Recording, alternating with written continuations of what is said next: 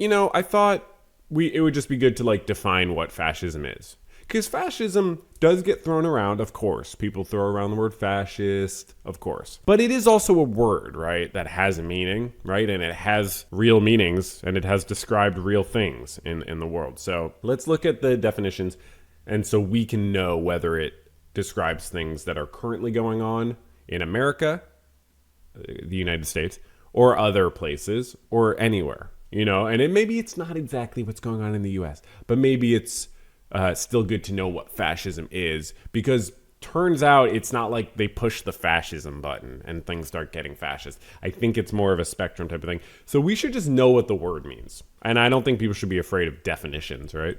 This is Merriam-Webster.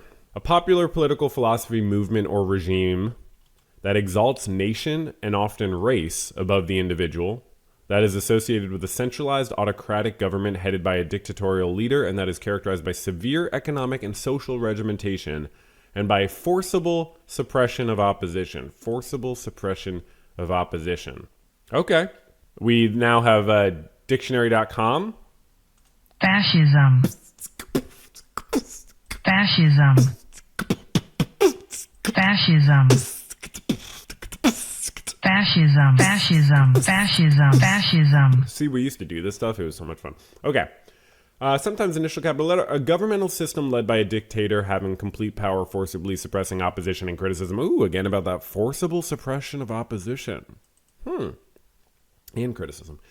Regimenting all... I wonder what that would mean. Like, does that mean like targeting your political opponents with criminal charges that are unfounded, or getting your department heads to punish people who have spoken out against your administration before, trying to get people taken off media airwaves who criticize you? I wonder what that means. Okay. So, and lastly, because I like to do a 3-part definition.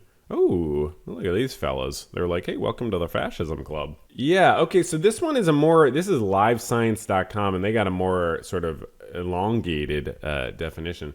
They say fascism is a complex and mutable political ideology which came to prominence. So if it's complex and mutable, changeable, that means we got to be really on the ball, because it's not always going to be super obvious and might not come out saying. So actually, the thing I want to say, I've probably said this before when we talked about fascism. An interesting thing you have to understand is back in the 30s and 40s with Mussolini and the Nazis, fascism, and in the US, fascism was not, really did not have the negative connotation it has. I mean, seriously. I believe from things I've read, fascism, probably people had their opinions on it, but it didn't have, before the Holocaust and before like Mussolini, like fully, blossomed, it wasn't necessarily something where everyone knew what it led to. And it was actually seen as like a legitimate political thing. Oh, those are the fascists. Oh, they're doing some fascist teachings. I could be wrong about that, but I'm genuinely not joking. I believe that is absolutely true, and it makes sense. So it's just something to understand, like, it's not like automatically off limits. It's not that people like necessarily will always move away from it. It is something that does attract some people based on their ways of seeing the world and their incentive structures. Definitions. Some people describe it as a set of political actions, a political philosophy, or a mass movement. Most definitions agree that fascism is authoritarian and promotes nationalism at all costs, but its basic characteristics are a matter of debate. It's based on an ethnic division between us and them, extreme ethno-nationalism. It's based on nostalgia for a mythic past, make America great again, typically in which members of the chosen ethnic group had an empire, and it represents the present as loss of that great empire, that national standpoint in which members of this ethnic group dominated their environment militarily, politically, and culturally. Fascism is commonly associated with Italian and German. Okay, here we go. Certain aspects of fascist rhetoric and political organization have shifted, further evolved. However, core fascist ideologies and goals espoused by the likes of Hitler and Mussolini are still present in populist organizations today and continue to shape fascist movements in countries around the world, particularly where their leaders are, quote, someone who claims to speak for a whole nation or group, is utterly unconcerned with the rights of others, and is willing to use violence and whatever other means are necessary to achieve the goals they might have. So, very interesting.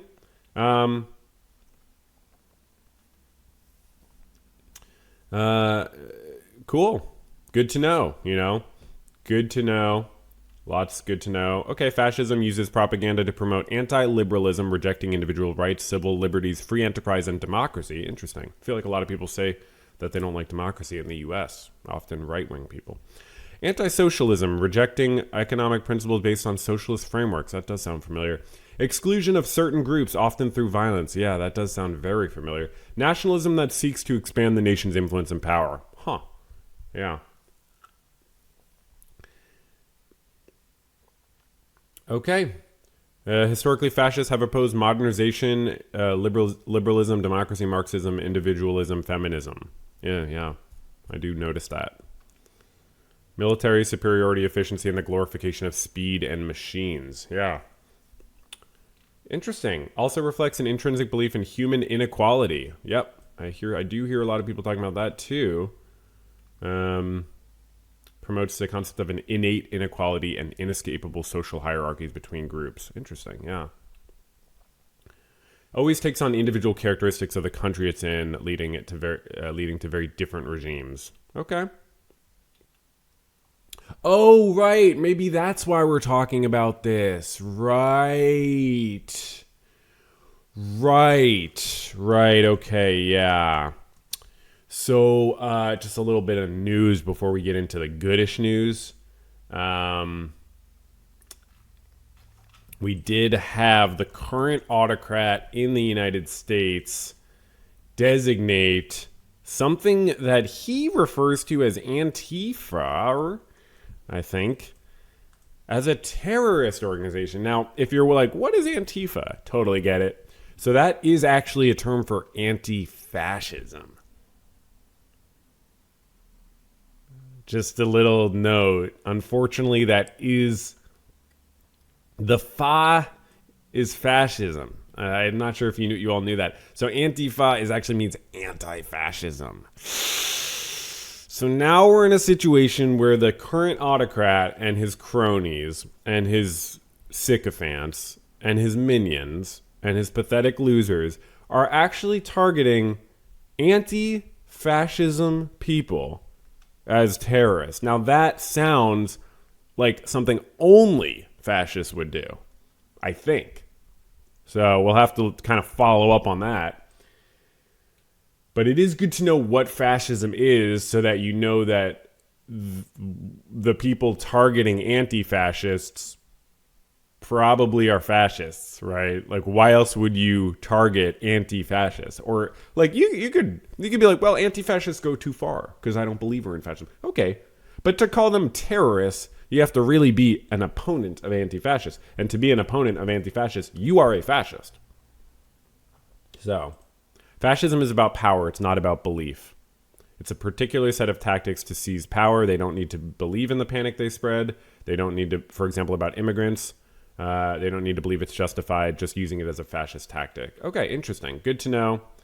Good to be aware of. We will keep you posted on that, on the fascism situation in the United States, because it does seem like it's getting a little bit out of hand. But, who am I to say? But I think fascism might be bad. And I think anti-fascism actually might be good then. Huh. Okay, I don't want to be too black and white about it. Maybe there's a bit more nuance, Maybe there's a bit more nuance. Maybe we could have a debate between fascism and anti-fascism and see who wins, or not. This is a podcast or something.